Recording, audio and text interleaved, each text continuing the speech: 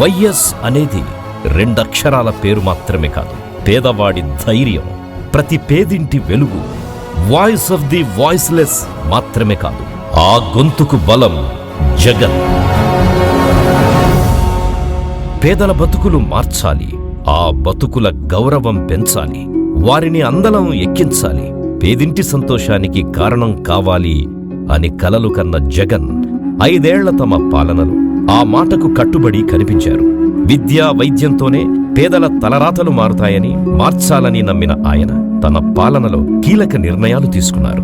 5 ఏళ్లలో బడులు గుడులుగా మారాయి, ఆసుపత్రులు అద్భుతం అనిపించాయి. వైద్యమందక ఏ పేదవాడు కష్టపడొద్దు, కన్ను మూయొద్దు అనే లక్ష్యంతో వైఎస్ఆర్ ఆనాడు ఆరోగ్యశ్రీని ప్రవేశపెడితే ఆ పథకాన్ని మరో 4 అడుగులు ముందుకు నడిపించారు జగన్.